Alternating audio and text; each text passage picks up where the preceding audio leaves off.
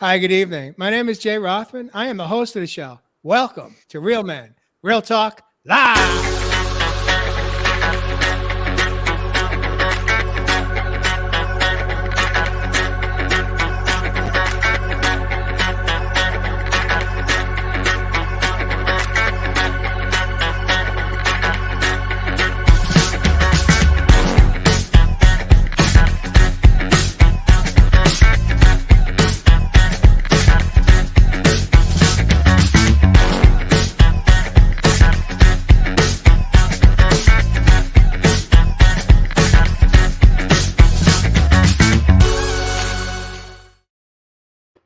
Welcome back to the studio. Again, my name is Jay. I'm the host of the show. I am excited to introduce my co-host this evening, Evis Love Heath, the man of the land from down under. He calls Australia home. Welcome back, Ev. We missed you last week. Oh, did we miss you? Good to be back home with your brothers. We have Jeff Fasano coming in from Nashville, Tennessee. Welcome to the studio, Jeff. Thank you very much. Welcome, everyone. Good to be here this week. How does everybody like our new spiffy new look? It's lit, man. Thanks, Josh. Josh Richer. He calls Southern California home. Welcome to the studio and to the podcast tonight. As we take a moment here to give our viewers and guests time to jump on board and pick us up live. Couple of things. One is if you should hear something that you like or love, if you're coming in from social media, please drop it down into the comments. We'll do our best to acknowledge and answer as many questions as possible as we are in flow tonight. Also, if you are coming in from social media and you are inspired and like to share it out to your friends and family, we welcome you to share our podcast out and help us grow our growing community as we come in live from LinkedIn, YouTube, Facebook Live, and as well as Your Health Network, coming in from Roku TV as well as Amazon Fire. I do want to take a moment here to acknowledge, as Jeff mentioned, we have relaunched our brand design. Thank you, Josh Richer, for investing your time to create our new intro, our close, as well as our promos. Love to hear some comments from our viewers and guests. If you noticed that, in fact, something was different tonight in our intro, there you go. Everything's different about it. But the good news is life is full of change. And it's how we really adjust to change that if we embrace it, it makes a lot less resistance and our life has a lot more peaceful moments and days. And so it's tonight's episode number 91 as we come closer to reaching number 100. But tonight is 91, and 91's topic is all about death of a relationship, whether it be a relationship between two people, friends, family members, partners, husband and wives, boyfriend and girlfriend, so on and so forth, as well as perhaps death of a relationship within. And of course, there is death of a relationship of a loved one that may have transitioned or may, in fact, in this moment be in the middle of transitioning. And so, Evis Love Heath, I want to invite you to warm us up and kick off the show tonight, get us hot in the studio. But before you do that, before you actually speak the words of wisdom that comes forward from down under, I'm going to invite the viewers to enjoy this short little video that Ev put together today. Health, bad. Emotional health, bad. Physical health, bad. Hey, are you feeling okay? Oh, I'm fine. Yeah, brother. Nice little intro, and I think it's a good little segue for us to dive in deep tonight's show with a little bit of humor because, look, on both sides of this coin, my brothers and sisters, when we talk about this death process of a relationship, like Jay the Rothman mentioned, it could be a death of many things. Like we've just got to look over these last couple of years. So many brothers and sisters have had the loss of time. They've had the loss of their freedom. They've had the loss of their work. They've had the loss of their identity. Now I'm helping brothers and sisters just try and get through at the moment, creating new career paths within their life. They're feeling the death of an old version of themselves. But, we've got to think about, this beautiful thing that we call life. And, over this period of our lifetime, we accumulate many losses, my brothers and sisters. And I think at the very, very depth of what we're talking about with the death of a relationship tonight, we're really talking the loss of a connection to something. I think about my life and obviously, previous relationships that I've been in, thinking about the death of those. When we think of the death within a relationship, what happens is that when we go in, particular mode, the body will try and start, in the mind, will start trying to process this as what we might know as grief. For me, particularly in the last relationship, I wasn't even aware that I was in grief. I was actually embarrassed. I was ashamed. I was in guilt. I didn't even know how to show my face to the people, my loved ones that were around me.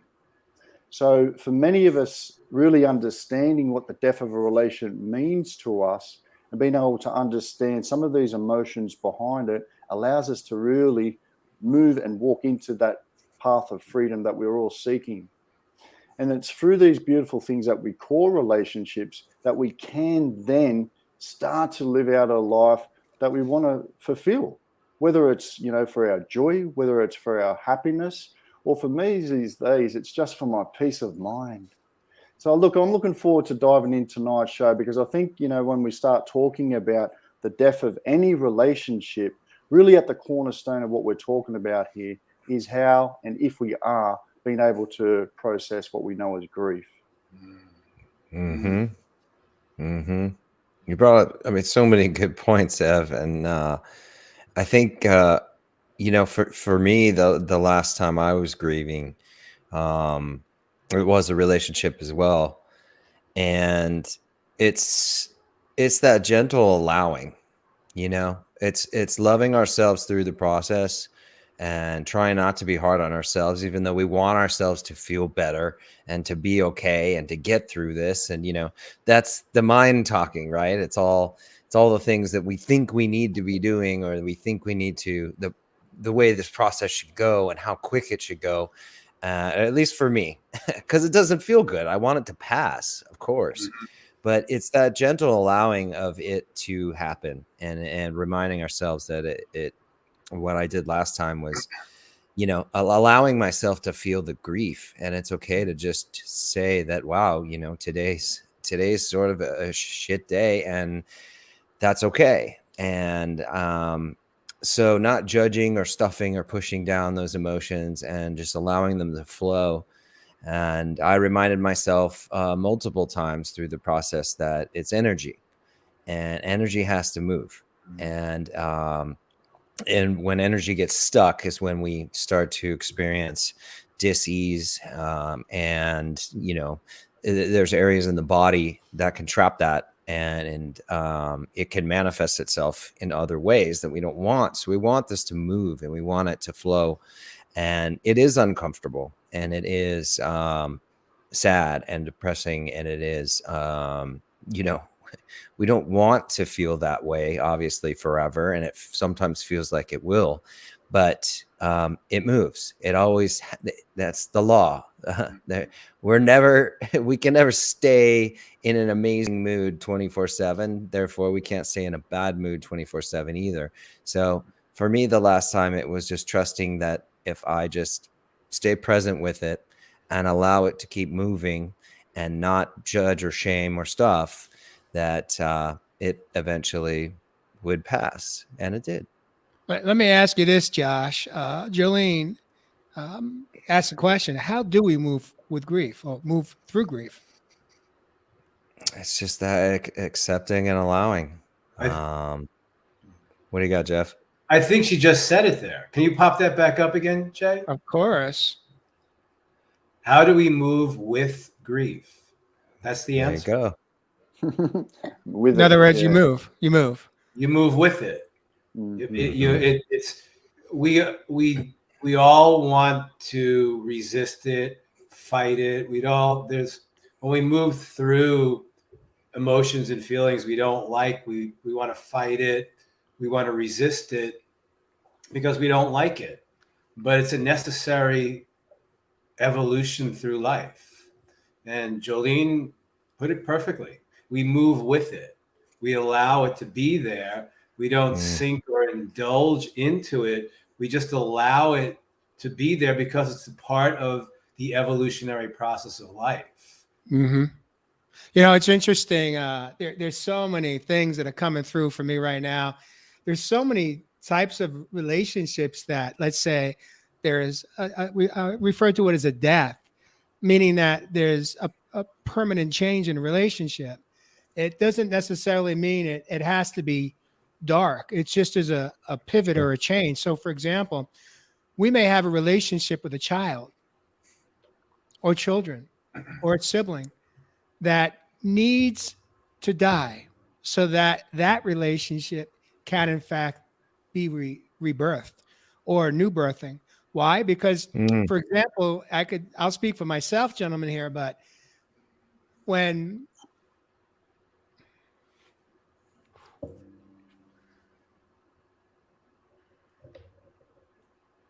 I began my spiritual journey of waking up and really understanding how my behavior, my relationships, especially the ones I cared most about, had a toxic element to them.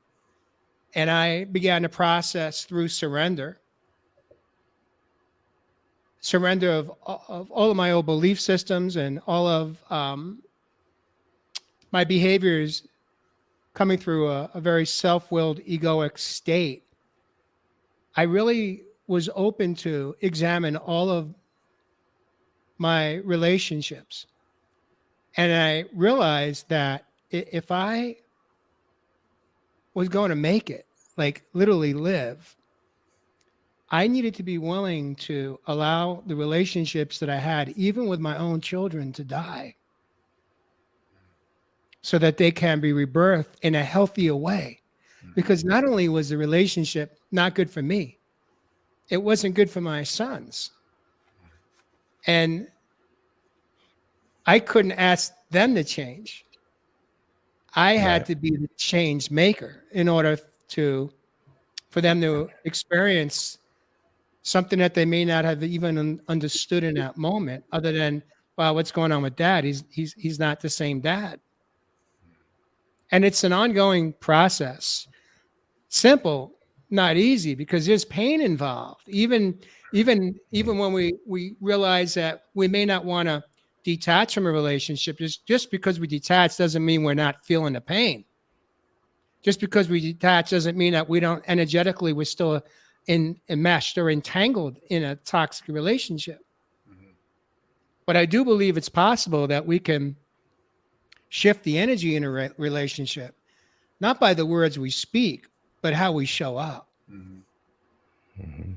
You know, that's great, Jay. And I think that's really important. If let's just look at relationships that we're having right now that I can use a specific I had a relationship with someone a while back, and that person drifted away out of my life, and then we came back together, and we had to recreate a new relationship. There you go.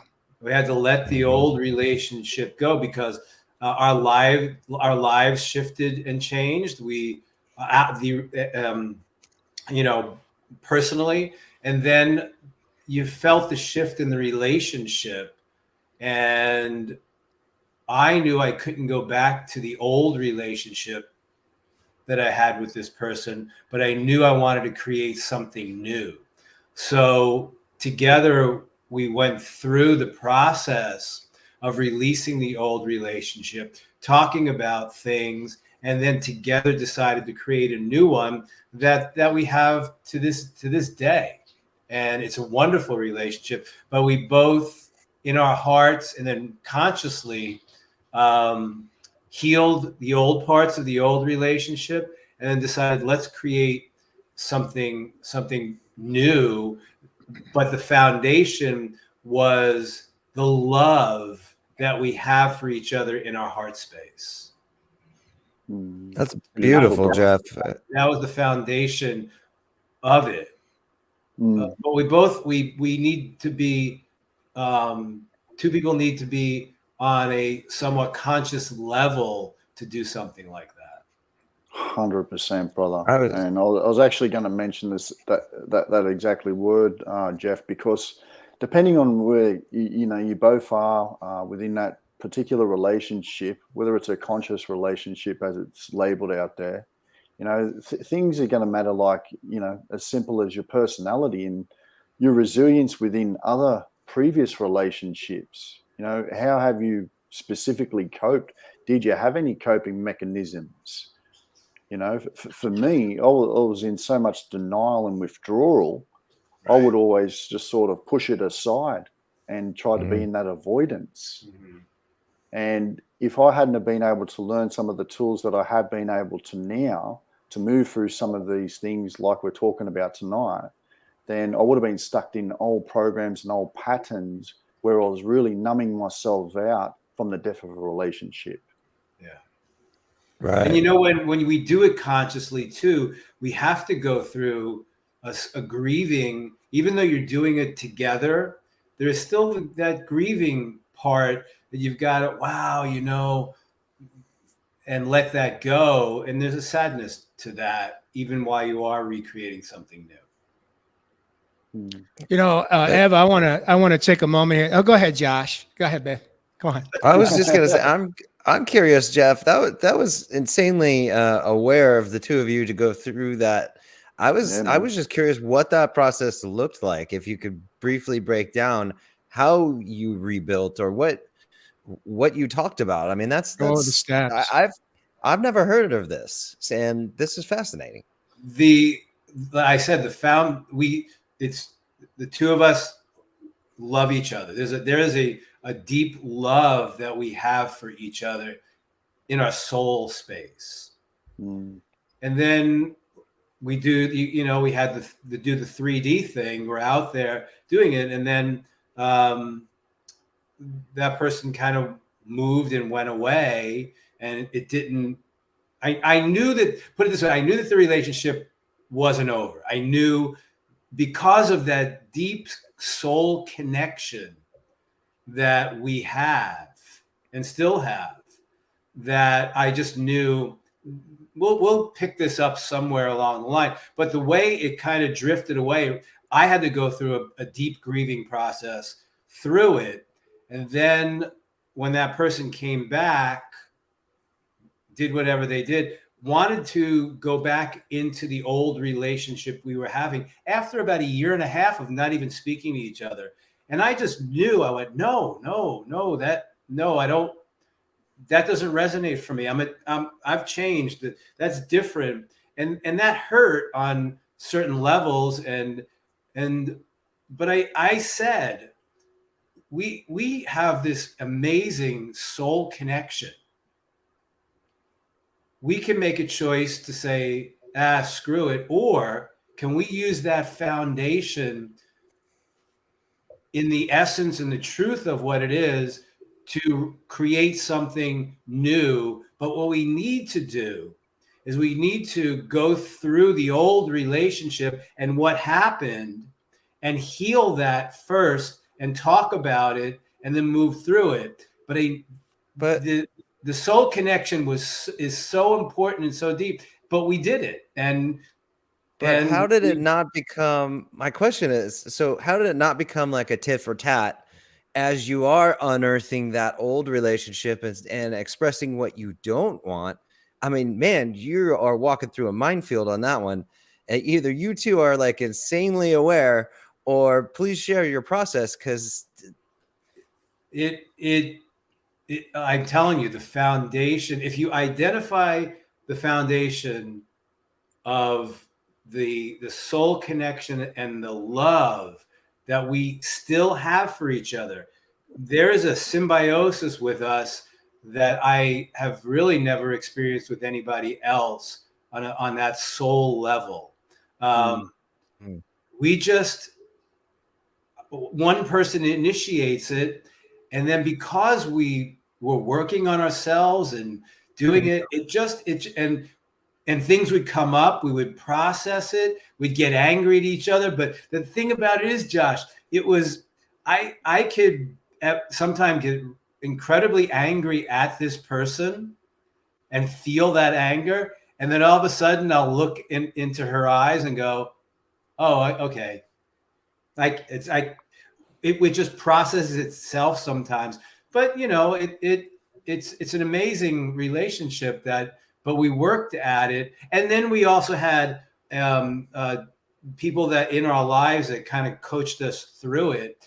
But it was a wonderful process. It took a while, but that was maybe 15 years ago, and now we're still in each other's lives and we love each other and care, and it's morphed into something that's even bigger and more wonderful than that. But put it this way, I've never done that with anybody else. I want to take a moment here just to acknowledge that this is a topic that could be a trigger for some people for many different reasons. And I think what's really important to understand is that there is no right way or wrong way to go through the process of either accepting a change in a relationship, a loss of a relationship, a transition of a relationship, the death of a relationship.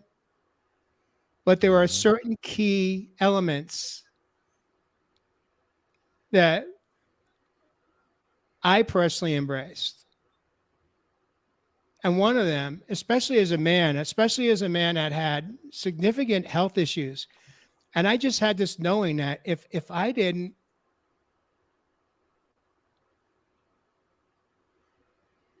embrace the process of grieving, the stages, whether there's some people think there's 5, some say there's 7.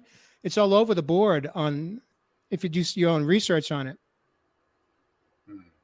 But ultimately, for me, what helped me get through, and I was grieving 3 losses simultaneously. Didn't know it at the time until I started to have some clarity. One was grieving the loss, the death of a marriage of 30 years. Even though it was my choice to leave, I still had a lot of pain and anger and resentment and sadness to work through. And then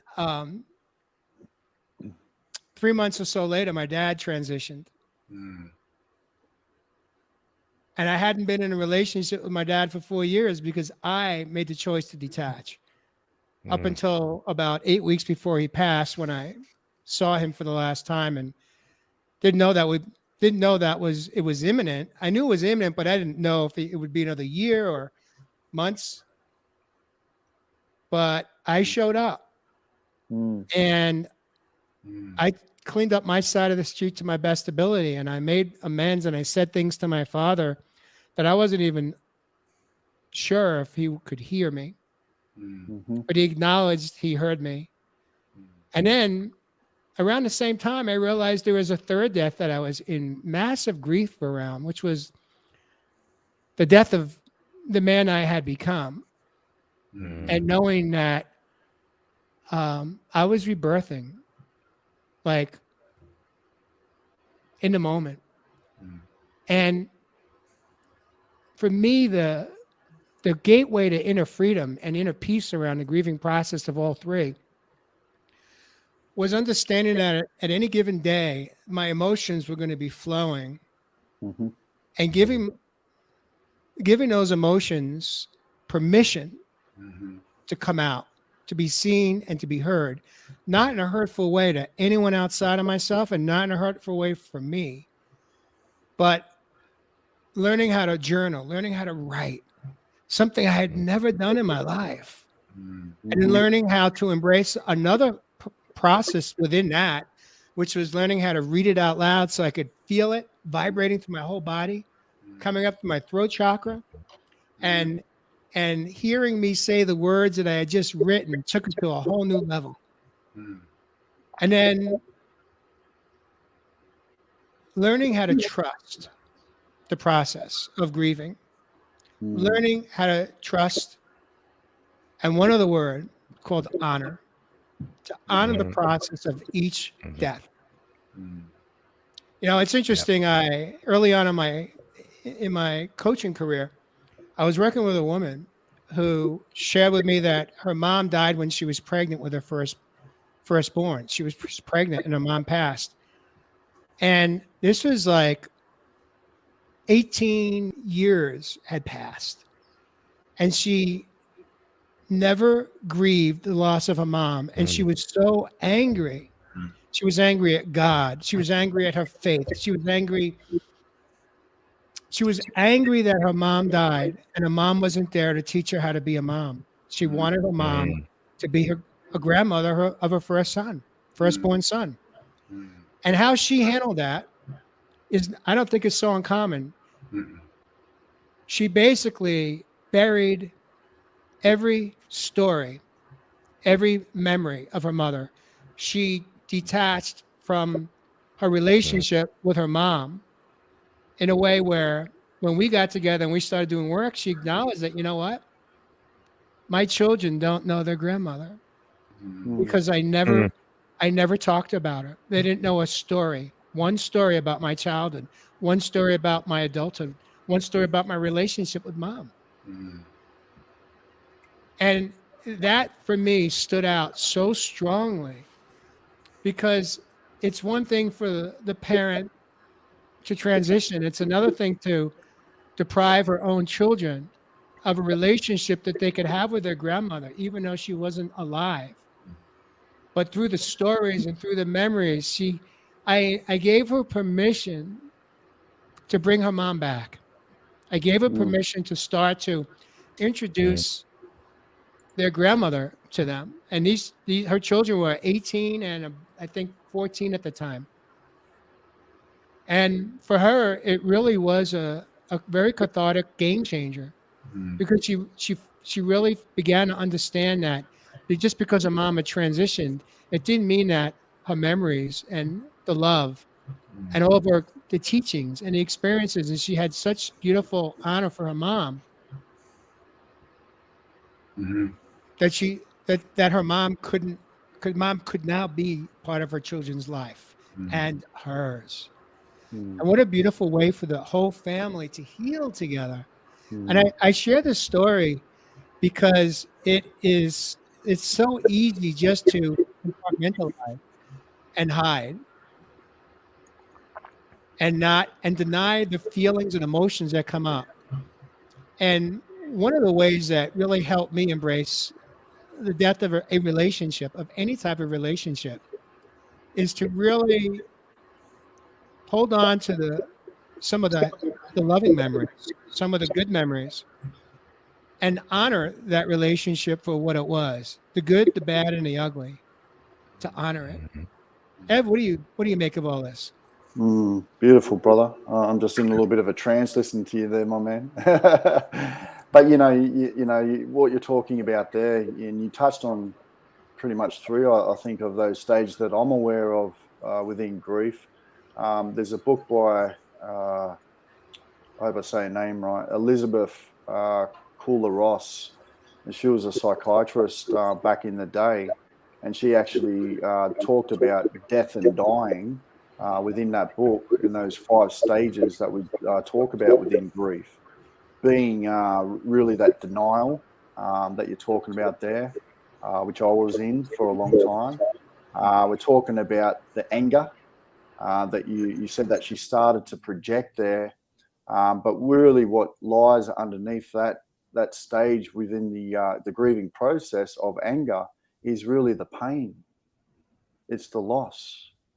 So it's really how can we change our relationship with the way that we see grief, with the way that we see loss within our life? How can we change the perspective on what I thought to me on my personal journey was a failure?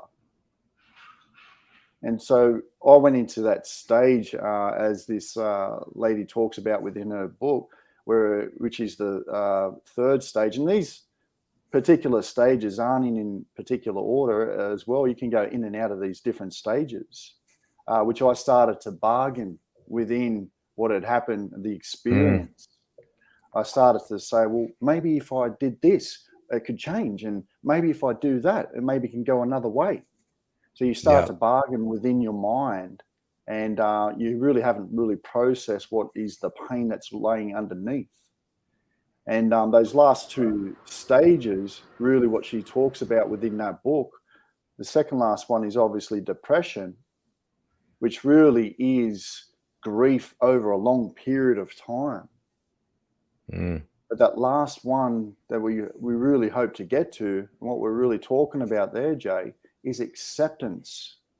Being able to accept and acknowledge the loss, the pain that was underneath it. And now what can we do to change that perspective in our relationship with how we see loss or the death of any relationship? Mm-hmm. Beautiful. Beautiful. And I want to, go ahead, Josh. I was just going to say, it just occurred to me too that, we've been talking about death in a relationship or death of self or, death of an old version of ourselves.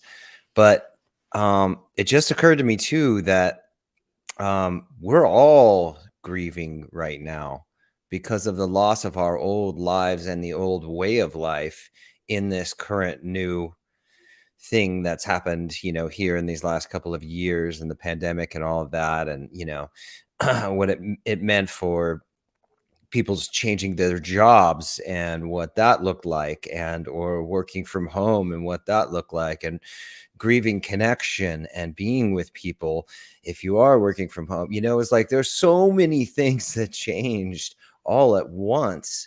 And and I think, at first we all maybe just tried to roll up our sleeves and get through it, and thought that maybe once, vaccines happened and all of that, life would get back to normal and it'd go back to normal. And I think the grieving really set in, I think either late last year or even, into this year, when it was like, oh, wow, we more than likely won't be going back to how that was. And therefore, that's a grieving process as well. And there is sadness in letting go of that old life or letting go of hope. So yes, we're all in a state of grieving, I think, at this moment as well, just personally within our own lives. 100%, brother. And it's the same process. It's exactly what we're talking about right here. It's no different than the loss of a loved one. It's grief. Grief is grief. Two things. One, Jeff, if you have the ability, I sent you a note in a private chat to pick up a headpiece, because we're getting reverb, echoing to an extent, and I've isolated it coming off of your studio there. So if you have a headset nearby, that would be helpful. I really don't, Jay. Might be your heater. No. Do we hear an echo now? No, it's just when Everest is speaking that it's coming through. But when Everest is speaking, I'll just mute you out. So we'll deal with it. 5D. One of the processes of grieving that comes in a relationship too, I think Mary Kelly mentioned it, is what about regrets? How often do we go to feeling regret about what we did or didn't do, how we showed up or didn't show up? And I think it's important. I think it could be really helpful for us to kind of chat about that a little bit, and at least from my perspective, share what really helped me through that is that I had this very clear understanding that as long as I slipped into thoughts around regret, it was going to take me into guilt or shame. And I knew that was not going to serve me in my process of stepping through the grieving process with what I refer to as, you've heard me say this before, dignity and grace to my best ability. Now, that didn't mean that I was stuffing it. That didn't mean that I was walking around saying I'm fine. That just meant that every time, and believe me, I had a lot of regret that I could have deep dived into with my relationship with my father, the relationship with my mom, the relationship now with my ex-wife. But I knew that regret it will never serve us. Why? Because regret is something we can't change. It's something that we chose to do or chose to show up or chose to behave in a way that we now all of a sudden are seeing as, well, what if, all the what ifs. And the fact that we can't change the outcome of those choices that we made in the past is not going to serve me, is not going to serve the healing for the relationship that no longer is. Mm-hmm. And so instead of every time my thoughts would go to, what I refer to as the dark side, it was very easy for me to slip into that. I'd catch myself through awareness and I'd create a mantra for myself. And that mantra was, no, no, no, no, no, no, not today, not here, not now, no mas. And instead flip the narrative, flip the script to more self-loving behavior, self-loving thoughts around, all right, well, okay, I learned what I needed to learn. And let's focus on the blessings or the gifts that came. Now, when I say the gifts and blessings, I'm not talking if there wasn't a whole lot of that you felt unfolded, let's say, leading up to the death of a relationship. Focus on what were the lessons that relationship was there to teach you. What were the lessons that relationship was there to teach me? Mm-hmm. And boy, oh boy, when I started to focus on that, I was able to dissolve, not resolve. There's a difference between resolve and dissolve, but dissolve some of that old toxic energy that I had been holding on to even while they were alive, even while that relationship was still alive. Mm-hmm. And understanding that when I can release the toxicity around those feelings and those emotions and understand that so much of that wasn't coming from that 54 or 55-year-old man. That was coming from that 5-year-old boy within me, little JJ, that was still holding on to the sadness and the hurt and the pain, feelings of rejection, feelings of abandonment, whatever they were. And now understanding that it was time for me to learn how to take care of me. What do you make of that, Josh, Richard? Man, so much meat there. You brought up something really great, Jay, and I don't think I had consciously thought about this. Was that I used to be a guy full of regrets and full of I wish I would have's and I should have this and I shouldn't have that.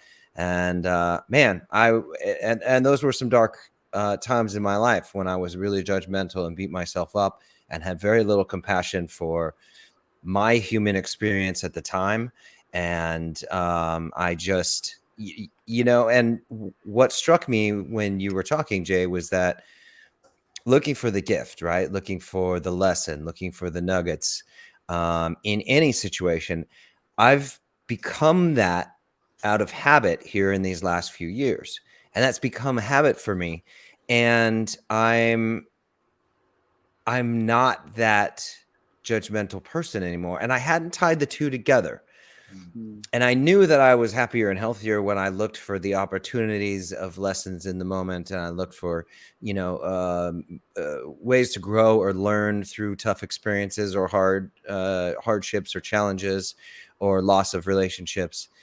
But I hadn't put the two together before that I hadn't had regrets since this had become a habit.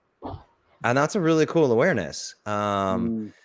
That literally, by focusing on this, you can sort of quelch those temptations to want to go back and to want to change things and or be frustrated at yourself for not doing things or using that awful word should against yourself.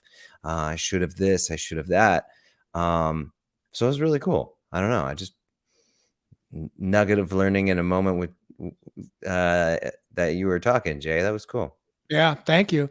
There's something that you just stirred within me, and I want to share. And I'm gonna probably say it 2 times so that we can all let it sink in.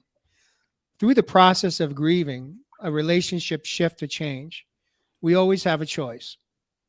We can either live in pain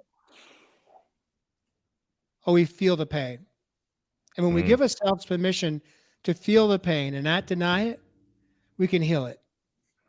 Yep. Now, again, I'm speaking from my own experience because I lived in pain for decades and the relationship hadn't died. but I was dying. Mm-hmm. I was dying.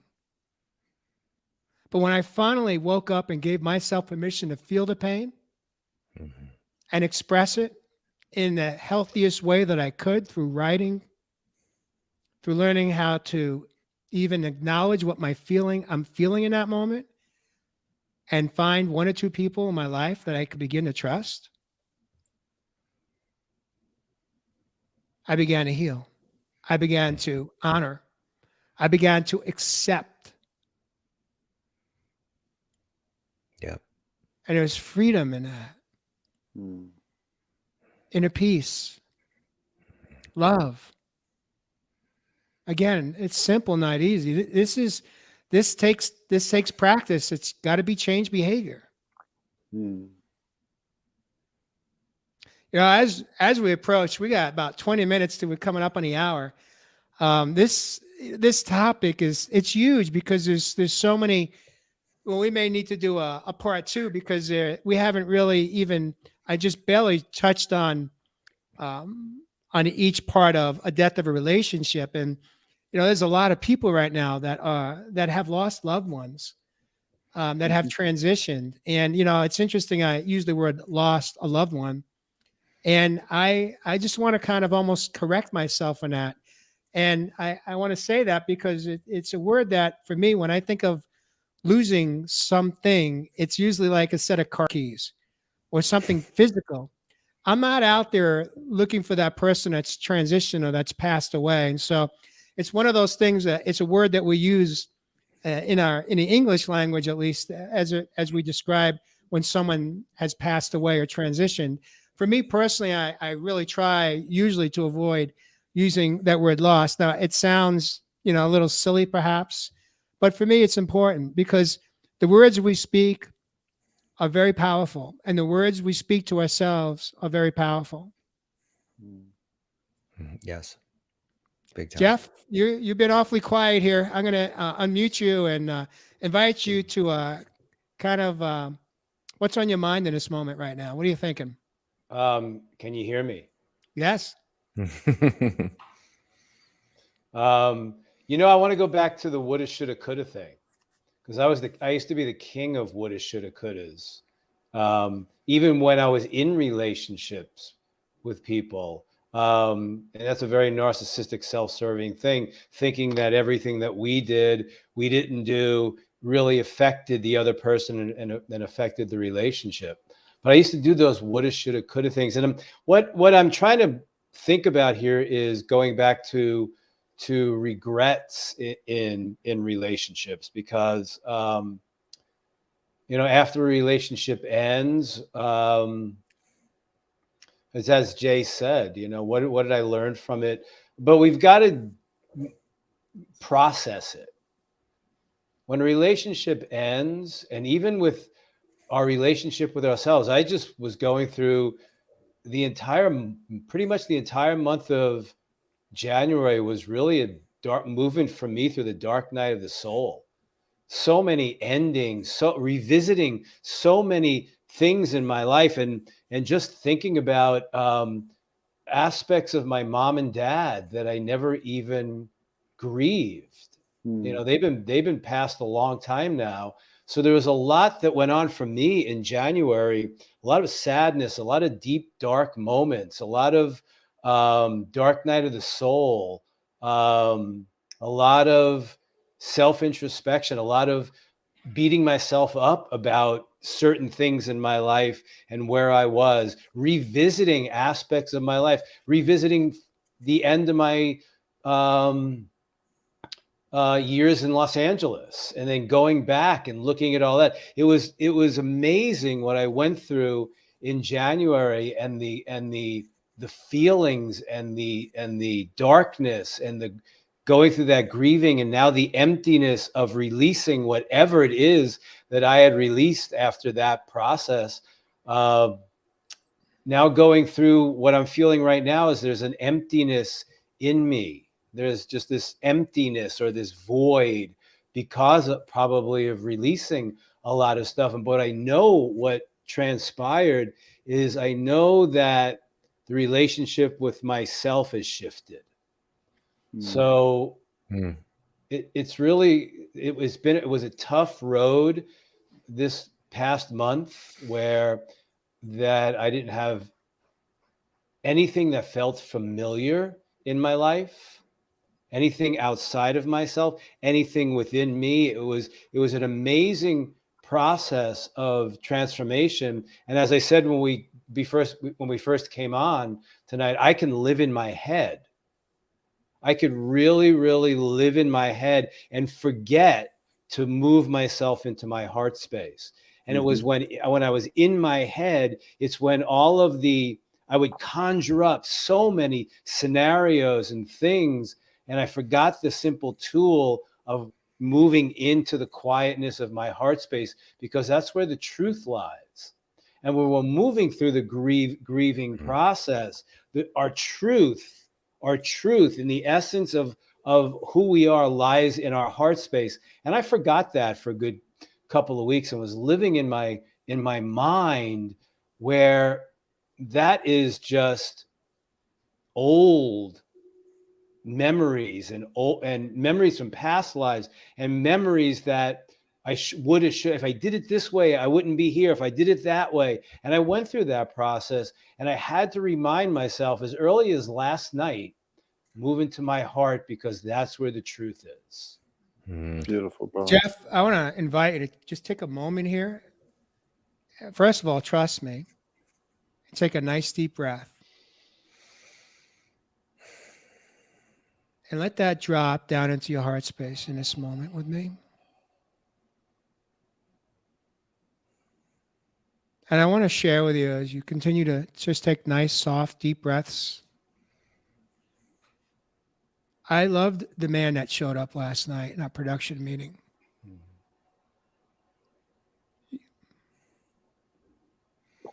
You shared massive truths, as you just did here now. You were extremely vulnerable. And when we reconnected this morning, you shared how differently you feel today. And there's two things that I heard you just share, and I want to just paraphrase you, if I may. One was that you've acknowledged that for you, the breakthrough was when you had clarity that you were just stuck in your head. And when you realized that that was no longer serving you in this darkness, this dark night of the soul moment that lasted many weeks, you felt so much lighter. You felt at peace. It doesn't mean it's dissolved. We have these highs and lows. We have these cycles of life. You know what it was, guys, and this is important. We've spoken about this on this show so many times, of finding a safe place. Finding that safe place. Sometimes it's a real challenge when we're going through a death, going through a grieving, going through a dark night of the soul that comes with grieving from time to time. Sometimes for me, and for the last couple of weeks, it was a real challenge to find some safe place within me. And I had that challenge, and I needed I needed assistance with that. And when I came into our production meeting last night and really shared so much with you guys, it was, I felt safe. You held the space. Nobody was saying, well, do this, do that. It was Jeff.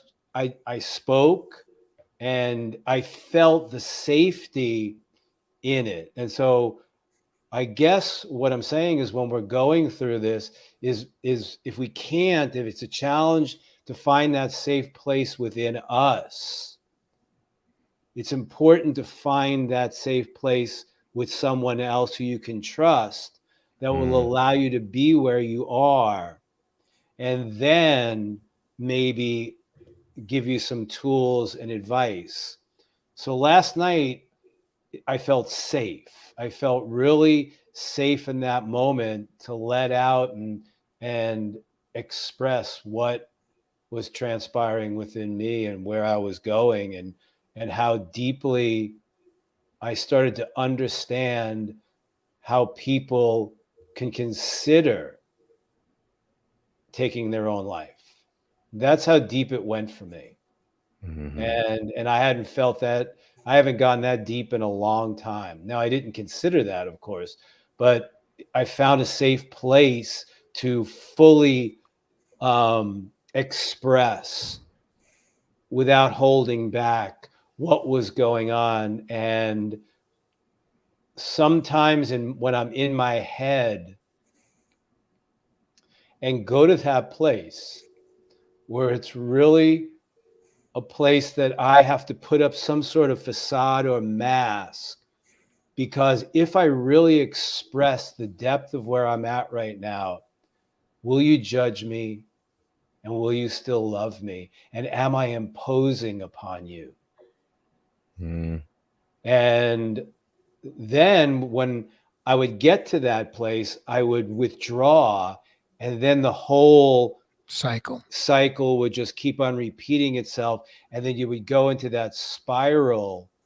And that's where I was at times in January, in a spiral that I couldn't even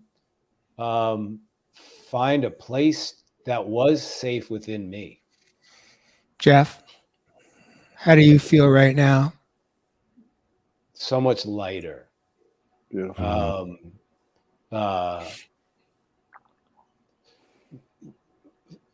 I feel safe. I feel loved. I feel honored, because the word safe. It was my little kid inside of me that I was in my head disregarding, that just needed a safe place to say it's going to be okay. And then I would go and start beating myself up over woulda, shoulda, couldas, and how did I get here, and did I do that, and why didn't, and that was all in my head. And that's where I was, and I learned a lot, but I also learned that it's really important to find someone safe to just say, I really need to share this, because of the energy. When I did that last night, the energy just moved. Right. Mm. And I Beautiful. woke, and because I allowed myself to go into my heart and share and express the grief and the pain and the anger and the sadness of whatever was going on, it felt, and I said to Ev last night, it felt as if the molecular structure of my beingness was transforming into something different, and I was just letting go of all of this old stuff. Hey, Jeff, I want to invite you just to take a moment here, and just to pause. And I do want to acknowledge Katrina May, who says, I'm bawling like a baby, but I need that right now. Mm. And June says, I needed this tonight. You know, you've heard me say this before, and I'll say it again. We're only as sick as our secrets. And the other thing I said last night, which is that even when we're angry and we're scared, in that moment of despair, there is always somebody that you could reach out to. There's always somebody.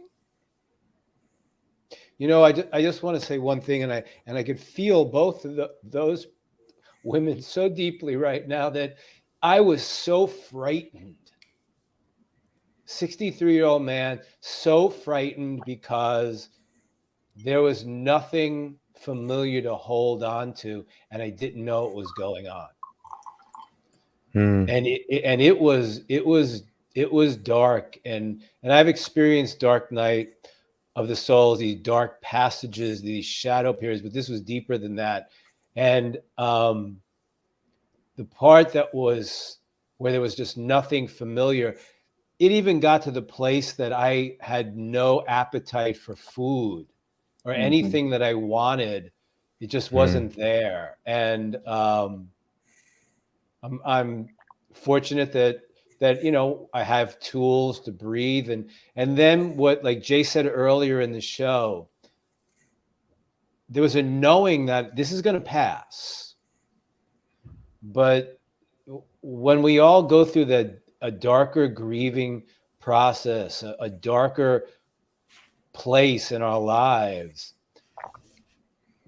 sometimes we lose the ability to access tools. And that's where I was. Sure. You've always got us here, my brother. You know that, man. Just gonna say I love you, Jeff. Love your courage. Thank you, through Jeff. These events. Josh, I'm going to invite you to close us out this evening. Oh boy. You know, let's do a little I'm gonna invite everybody to close your eyes.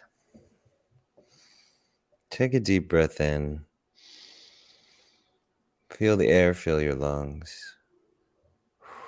And we're gonna breathe out any tension.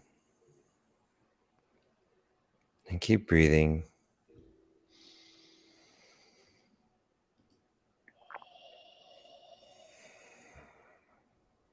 We're just going to allow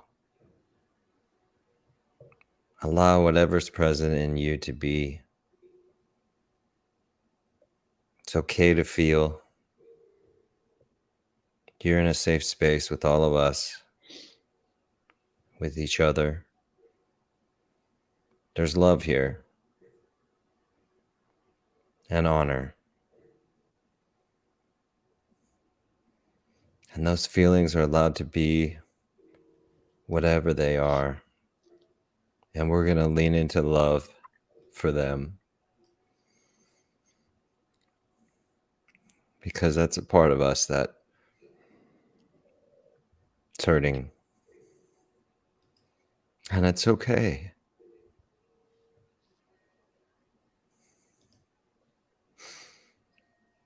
It's okay.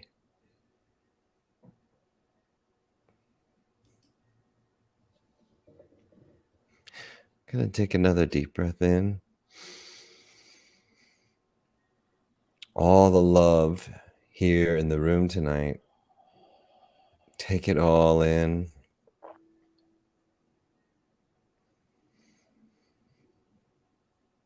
Because we love you.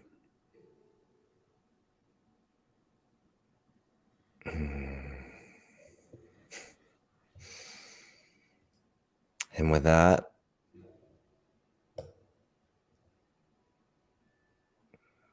we'll say goodnight.